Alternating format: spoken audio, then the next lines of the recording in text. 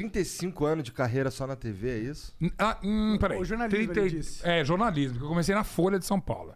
Na TV, 31, porque eu comecei na MTV, na estreia da MTV.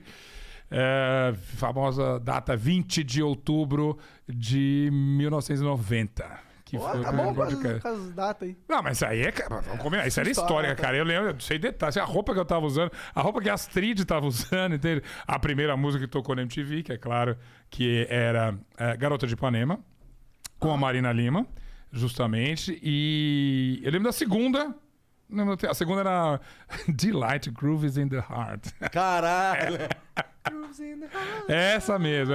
A terceira eu já não lembro, mas foi lá na Fundição Progresso. Cara, não dá pra esquecer esse dia. Aí realmente. E a MTV foi muito histórica, né? Pra TV em si, né? Cara, fundamental. Num grau que chegou a ter uma influência grande nas outras TVs abertas. Olhando pra trás, assim, é inacreditável você imaginar que uma TV que quase ninguém via era o UHF.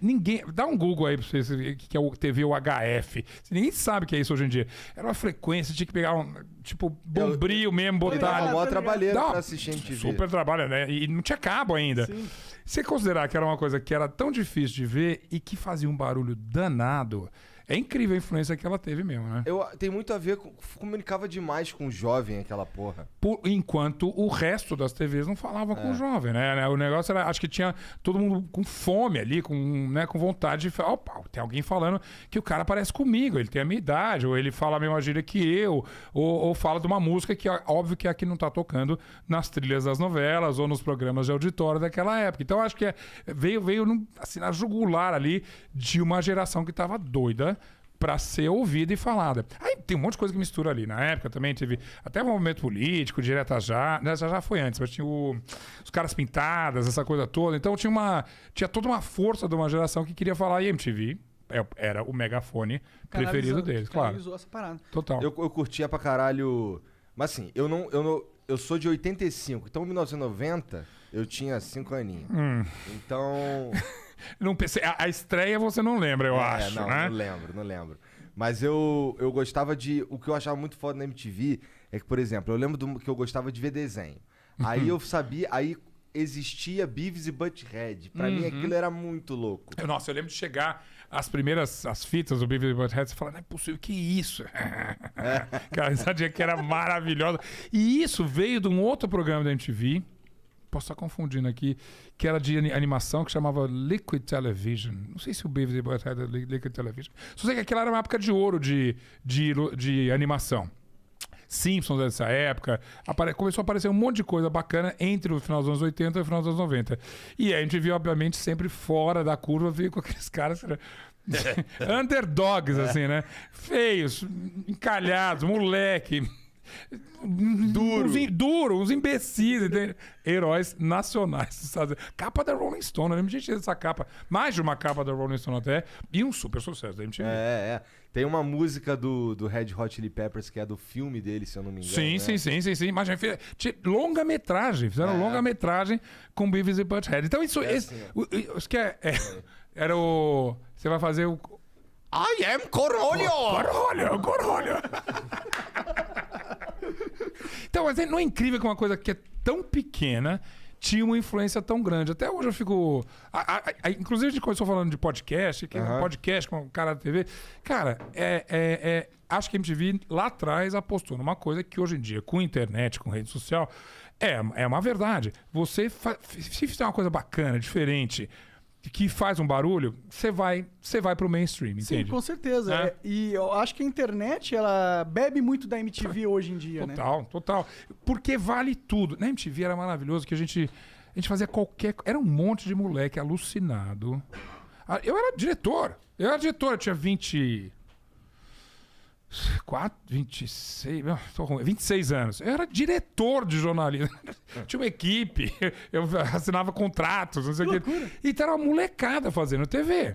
E você tinha carta totalmente branca. E a vantagem da MTV, eu adoro falar isso, que ninguém assistia. Ninguém assistia, mas todo mundo assistia. Então, você fazia uma coisa muito ruim, você tirava do ar. Se fosse uma coisa legal, você repetia até a exaustão. Você lembra disso? Você via aquilo de manhã, às 4 da tarde, 2h30 da manhã, sei o que e tal. E aí ela pegava, alguém via ali alguma hora e falava, isso aqui é bacana e vamos aí. E, obviamente, tem eu, mas você tem lista de 10, 20 talentos que saíram da MTV como reconhecidos como alguém que falava com um público específico e fazia um trabalho diferente. Vai de mim, da Astrid, por exemplo, que é bem da minha geração, o Thunder, até Tata Werneck, Dani, Calabrese e esse povo todo. Durante toda a existência séria da MTV, eu acho que a existência agora dela não é muito séria, mas ela criou coisas que renderam frutos na TV aberta ou em outras mídias e coisa e tal. Era uma coisa impressionante. E eu acho que parte disso era a liberdade total que a gente tinha de fazer todas as coisas. Ah, com certeza. Tu tava falando da Marina Lima aí, que inclusive que fez um podcast contigo, né? Marina Lima, que prazer. Falei com ela. A gente tá com um podcast na Deezer agora também, chamado Essenciais. Ano passado, a Deezer me convidou para fazer podcast para mim. Admirável Mundo Novo. Eu era sou ouvinte de podcast. Eu nunca tinha feito... Já tinha participado de alguns, mas nunca tinha um meu. E a Deezer me convidou para fazer um que chama Pop Story, que que subiu o ano passado. E que era incrível. Aliás, parecia MTV. Que eu tava falando com uma galera que tava começando num grau. A gente tem 2 sucessos, MC Rebeca, MC Isaac, essas, né?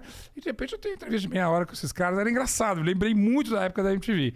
E aí, desse projeto, a Deezer me chamou para fazer o Essenciais esse ano, que é um podcast que já existia, já tinha tido uma primeira temporada, que é um passeio, assim, uma trajetória na carreira de alguns artistas essenciais, justamente, da música popular brasileira. E aí a gente mudou um pouquinho. Basicamente, o artista falava da trajetória dele e comentava várias canções. Agora, tem uma entrevista. Cara, de todos que eu falei esse ano, nessa temporada... Ou é gente que eu cobri a vida inteira, alguns deles super amigos, né? Então tem muito assunto. Então você junta história pessoal, você junta história da música, às vezes tem muito detalhe, muito bastidor engraçado. Agora, esse que a gente está ouvindo agora, o mais recente dessa temporada, é da Marina Lima, justamente. Lembramos esse videoclipe de Garota de Ipanema, que é difícil, você não acha até em streaming, é difícil, porque era uma versão meio... Não era pirata, porque era autorizada. Mas foi muito alternativa. Veio um cara dos Estados Unidos fazer uma versão e Marina pagando de Garota de Ipanema. E era uma versão meio slow beat, assim. Era muito, muito legal. E essa lembrança, claro, tava na Marina. Marina, você abriu a MTV, aí lembramos e tal. Então é gostoso misturar essas coisas todas. Histórias pessoais com a carreira do artista. A gente já subiu esse ano Baby do Brasil. E essa... Fala que Baby é a melhor entrevistada do mundo. Por quê? Porque assim, 2 horas de podcast aqui, basta uma pergunta. Basta uma... Baby só... Baby descendo a ladeira, entendeu? Igual o Brasil. É sensacional. E assim... Igual o Brasil. Total, igual... Mas só que... E não é aquela... E você para pra ouvir. Porque tudo que ela fala é legal, entende? É uma louca, maravilhosa. Então foi... Mas eu falei, não, Baby, a primeira música, né? Vamos falar do Brasil. Vamos. Aí eu lá, 20 minutos a primeira resposta. Eu falei, Baby, a gente tem mais 14 músicas. Vamos correr. Mas é a melhor entrevistada do mundo. Fizemos também com a... Já tá no ar o da Paula Toller, que também... Cara, é minha geração. Esses artistas todos eu ouvia de fã, aí comecei a cobrir, aí em show, e quando veio MTV era até o contrário, todo mundo queria estar na MTV, essa geração toda. E aí, claro, Marina, Paula Toller, a Baby, tudo... Baby, claro, começou uma carreira antes que eu. Mas a gente foi acompanhando e foi ficando amigo, você cria uma intimidade. Então, eu tô feliz de fazer Essenciais por conta disso. Maneiro